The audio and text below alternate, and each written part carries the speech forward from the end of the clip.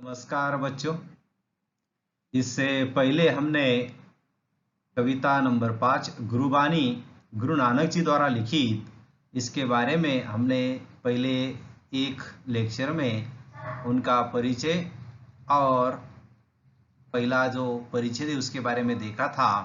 आज हम उसके अगला जो है उसको देखने वाले हैं। कविता का नाम है गुरुबानी, लिखा है गुरु नानक जी ने। आगे वो हमें क्या बताते हैं हम देखने वाले। देखिए पद्य में वह क्या कहते हैं।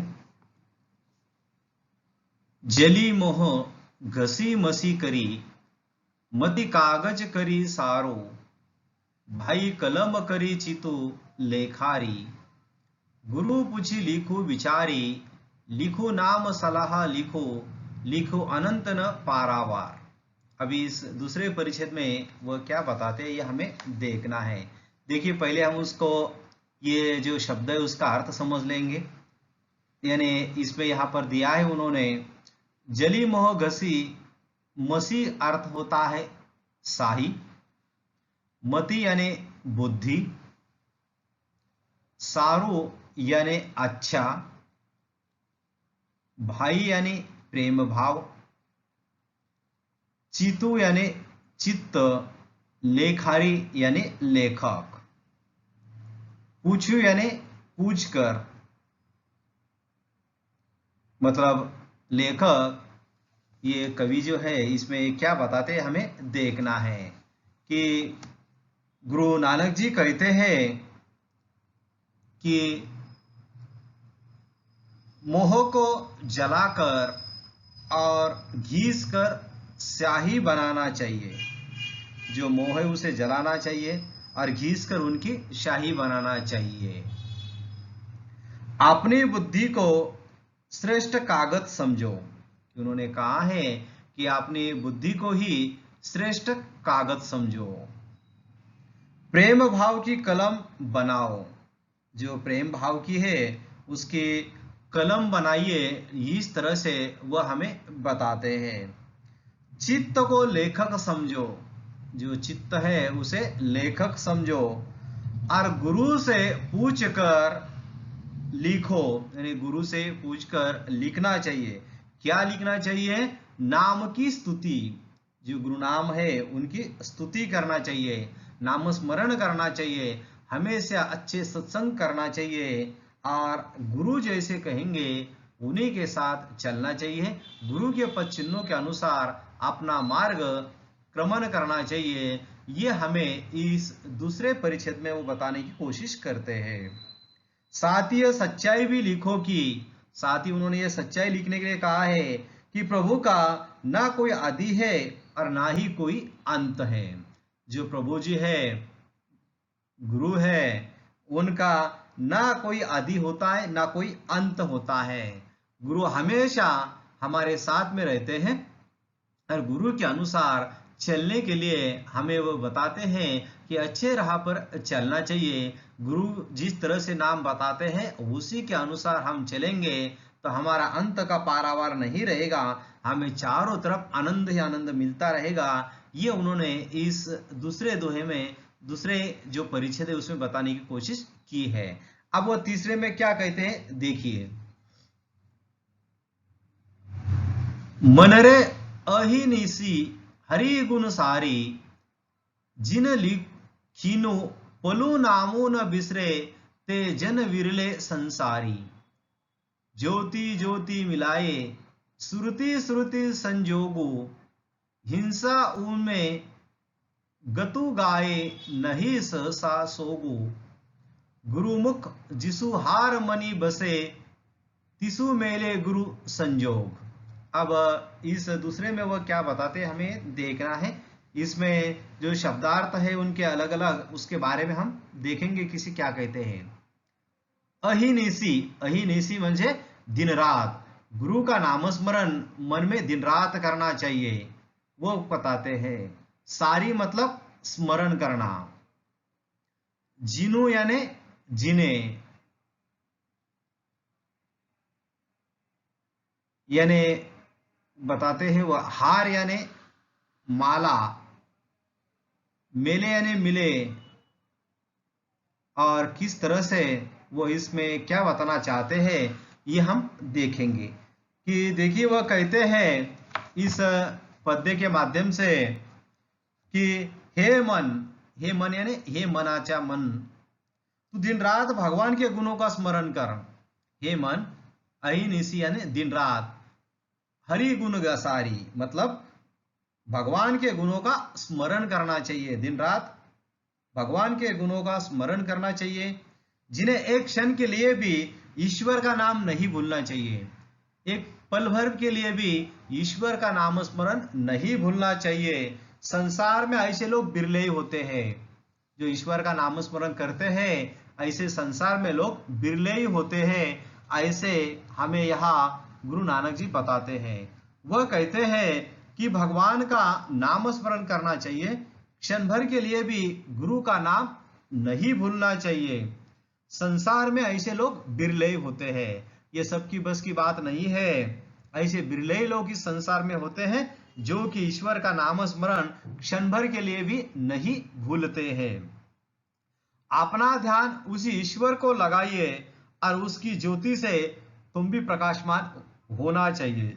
अपना ध्यान उसी ईश्वर में लगाना चाहिए, उनकी ज्योति से तुम भी प्रकाशित हो जाओ। मतलब गुरु के साथ जिस ईश्वर का नाम स्मरण करते हो उनकी ज्योति से स्वयं आप भी प्रकाशित हो जाइए। ऐसे वह हमें इस पद्य में बताते हैं कि जब तक तुझ में अहम भाव रहेगा, वो कहते हैं कि जब तक तुझ में अहम भाव रहेगा, अहम भाव यानी खुद सबसे बड़ा मानना, गुरूर होना, गर्व होना, या जो भी रहता है सब कुछ मैं ही हूँ, ऐसी जो वृत्ति होती है, जो अहम भाव रहेगा, तब तक तुझे प्रभु के दर्शन नहीं होंगे।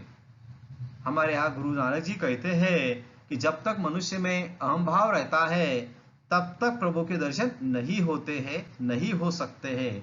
जिसने अपने हृदय में भगवान के नाम की माला पहन ली है उसे ही प्रभु के दर्शन होते हैं। कि यहाँ पर हमें वो बताते हैं कि जिन्होंने भगवान के नाम की माला पहन ली है, जो दिन रात ईश्वर का नाम स्मरण करते हैं, उसे ही प्रभु के दर्शन होते हैं। प्रभु के दर्शन ये भी सभी को लिए नहीं होते हैं। जो दिन रात ईश्वर की आराधना करते, साधना करते हैं, उन्हें ही ईश्वर का दर्शन होता है। ये उन्होंने इस पद में बताने का प्रयास किया है। और वह कहते हैं कि दर्शन ये भी सभी के लिए बस की बात नहीं होती है, तो उसके लिए दिन रात ईश्वर का नाम स्मरण करना होता है, उनकी श्रद्धा करनी होती है, तभी हमें वो मिलते हैं। ये हमें गुरु नानक जी यहाँ पर बताते हैं। अब वह चौथे इस परिच्छेद में क्या कहते हैं ये उन्होंने यहाँ पर बताने का प्रयास किया है। अब देखेंगे वो इसमें से वो क्या कहना चाहते हैं। देखिए पद्य में, तेरी गति मिति तू ही जाने, क्या को आखी वखाने, तू अपने गुप्ता आपे प्रगटू, आपे सब संग भाने, साधक सिद्ध गुरु वहु चले, खोजत फिरहि फरमाने, समहि बंधु पाई यह भिक्षा, तेरे दर्शन करो कुरवाने, उसी की प्रभु खेल रचाया, गुरुमुख सोवी होई, नानक सब जुग अपने वर्तो, दूजा और न कोई। यहाँ पर वो क्या बताना चाहते हैं ये उन्होंने यहाँ पर दिया है। पहले हम उसका अर्थ जान लेंगे कि इसको क्या कहते हैं। कि वह कहते हैं यानी ये जो वखाने शब्द है यानी प्रत्यक्ष वर्णन करना, प्रत्यक्ष वर्णन करना। उन्होंने कहा है यानी गुप्ता यानी गुप्तता रखना, आपे यानी आप, प्रगटु यानी प्रत्यक्ष, सब यानी अनेक, साधक यानी भक्त, और जुग यानी युग आदि शब्द उन्होंने बताए हैं। अब देखिए उसमें वह क्या बताना चाहते हैं कि हे प्रभु, अपनी शक्ति के सब रहस्य को केवल तुम ही जानते हो। गुरु नानक जी बताते हैं कि हे प्रभु, अपनी शक्ति को सब रहस्य को केवल तुम ही जानते हो, क्योंकि ईश्वर ही हमारे सभी रहस्य को जानते हैं। ईश्वर की हमारी हर एक बात की जानकारी होती है। उनकी व्याख्या कोई दूसरा नहीं कर सकता। वो बताते हैं कि गुरु की व्याख्या, उनकी व्याख्या कोई दूसरा आदमी नहीं कर सकता है। तुम ही प्रगट अप्रगट रूप हो और तुम ही प्रगट रूप हो। कि वो कहते हैं कि ईश्वर ही प्रगट रूप में रहता है और अप्रगट रूप में रहता है। ईश्वर हमेशा सब पर उसकी नजर रहती है। तुम्हारे अनेक रंग है। उन्होंने कहा ईश्वर के हर एक रंग है। जैसे हमारे यहाँ मानव ने ही हिंदू, मुस्लिम, सिख, ईसाई ऐसे धर्म का अलग अलग अवडंबर अपने स्वार्थ के लिए किया है, मगर ईश्वर के पास ऐसा कुछ भी नहीं रहता है। सभी ईश्वर का नामस्मरण या सभी एक ही रहते हैं। अनगिनत भक्त, सिद्ध, गुरु और शिष्य तुम्हें ढूंढते फिरते हैं। कि उन्होंने कहा है कि बहुत सारे जो भक्त रहते हैं, सिद्ध रहते हैं या गुरु या शिष्य हमेशा ईश्वर की खोज के लिए निकलते हैं। हे प्रभु, कि उन्होंने कहा है कि ईश्वर को अगर पाना है तो कहीं बाहर घूमने की आवश्यकता नहीं होती है। ईश्वर एक घट घट व्यापी है, हरेक के हृदय में बसा हुआ है। हे प्रभु, जिन्होंने नाम स्मरण किया है उन्हें प्रसाद भिक्षा में तुम्हारे दर्शन की प्राप्ति हुई है। कि वह कहते हैं कि जो लोग गुरु का या ईश्वर का नाम स्मरण करते हैं उन्हें प्रसाद के रूप में या भिक्षा के रूप में उन्हें प्रत्यक्ष तुम्हारे दर्शन की प्राप्ति हो जाती है। भिक्षा के रूप में या दर्शन उनके हो जाते हैं। प्रभु, तुम्हारे इस संसार के खेल को केवल कोई गुरुमुखी समझ सकता है। नानक जी बताते हैं कि इस संसार के ईश्वर को सिर्फ गुरुमुखी समझ सकता है। जो ईश्वर की भक्ति करता है, आराधना करता है, दिन रात उनकी उपासना करता है, उन्हीं के समझ में ये बात आ जाती है और ईश्वर उन्हें हर समय मदद करता है। जब भी कोई अपना भक्त याचक दुखी होता है, संकट में होता है, तो उसका तारणहार करने के लिए ईश्वर हमेशा तत्पर होता है और ईश्वर हमेशा उनके पास पहुंचता है और उन्हें जो चाहिए वो मदद कर देता है। प्रभु, अपने संसार में युग युग से तुम ही विराजमान रहते हो, दूसरा नहीं, दूसरा कोई नहीं। नानक जी बताते हैं कि अपने इस संसार में युगों युगों से ईश्वर ही विराजमान है। युगों युगों से मतलब कई सारे युग हो गए, फिर भी ईश्वर का नामस्मरण रहता है, उसके अलावा कोई दूसरा नहीं।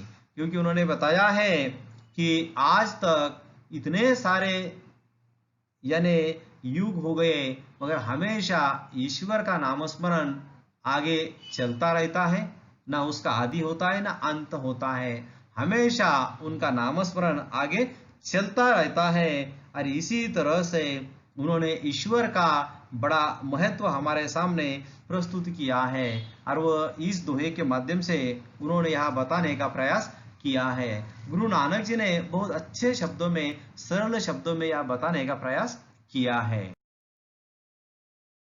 आगे देखिए इसमें और इस पद्य में वो गुरु नानक जी हमें क्या बताते हैं। गगन में काल रवि चंद दीपक बने, तारका मंडल जनक मोती, धूप मलयन नील पवनो चौरो करे, सकल वनराई कुलंत ज्योति, कैसी आरती होई भव खंडना, तोरी आरती अनहद शब्द बाजत भेरी। अब इसमें वह क्या बताते हैं कि पहले हम उसके शब्दार्थ देख लेंगे कि यानी गगन यानी आकाश, रविचंद्र, रविचंद्र यानी सूर्य और चंद्रमा, सूर्य और चंद्रमा उसे उन्होंने कहा है। तारका मंडल, तारका मंडल मतलब तार मंडल, जो आकाश में रहते हैं वो तार मंडल। चौरे यानी उन्होंने बताया है च्यवर। सकल यानी गूगल। वनराई, वनराई मतलब वन संपदा। और अनहद मतलब योगियों को सुनाई देने वाली आंतरिक ध्वनि। भेरी मतलब बड़ा ढोल, जो बजने वाला नगाड़ा रहता है वह। अब इसमें वो हमें क्या बताते हैं कि ये उन्होंने बताने का यहाँ पर प्रयास किया है कि देखिए, वो बताते हैं कि जो हमारा संसार है, संसार में दिन रात महान आरती होती है। ये जो हमारा संसार है, इसमें दिन रात महान आरती चलती रहती है। और आकाश की थाल में, जो आकाश है उसकी थाल में जो सूर्य और चंद्रमा दीपक जल रहे हैं। जो हमारी सृष्टि है उसमें दिन रात चंद्रमा और दीपक जल रहे हैं। हजारों तारे सितारे मोती बने हुए हैं। उन्होंने कहा है हजारों तारे सितारे मोती बने हुए हैं। मलय की खुशबूदार हवा, मलय की खुशबूदार हवा धूप गुगल महक रही है। उन्होंने कहा है कि जो मलय पर्वत है, चारों तरफ बड़े बड़े हिमालय जैसे पर्वत है, उसकी खुशबूदार जो हवा है वो गुगल महक रहा है। वायु हवा के च्यवर कर रहा है। जो वायु है वह हवा से च्यवर कर रहा है। जंगल की सभी वनस्पतियां फूल चढ़ा रही है। और जंगल में जितनी भी वनस्पतियां हैं वह सब वनस्पतियां क्या कर रही हैं? तो फूल चढ़ा रही है। ईश्वर को, गुरु को वह वनस्पतियां फूल चढ़ा रही है। हृदय में अनहद नाद का वाद्य बज रहा है। जो हमारा हृदय है उसमें अनहद दिन रात चलने वाला, जो दिन रात चलता है वो वाद्य बज रहा है। हे मनुष्य, इस महान आरती के होते हुए तेरी आरती का क्या महत्व है?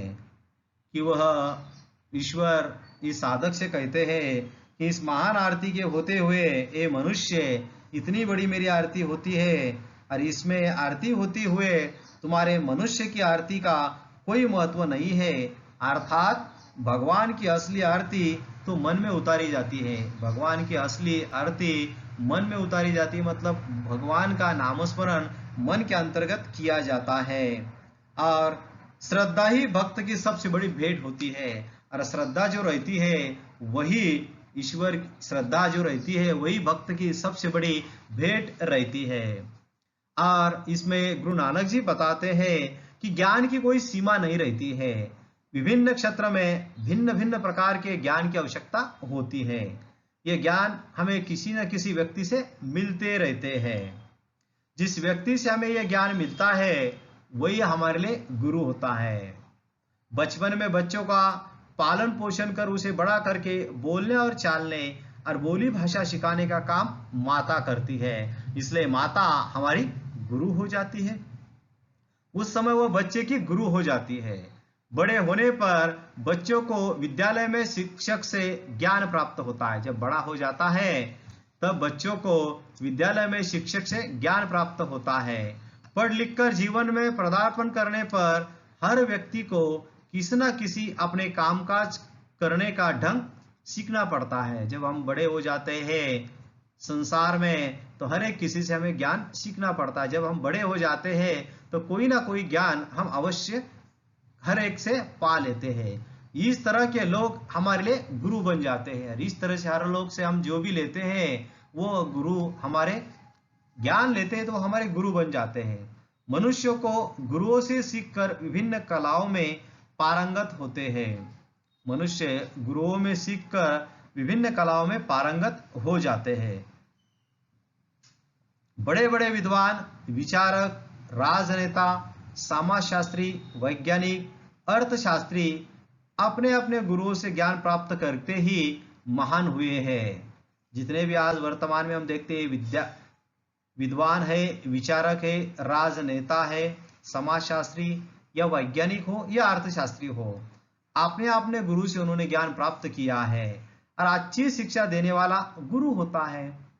गुरु शिक्षक ही नहीं होता बल्कि जिससे हमें ज्ञान प्राप्त होता है वो हमारा गुरु हो जाता है, और गुरु से हमेशा अच्छी शिक्षा हमें मिलती है।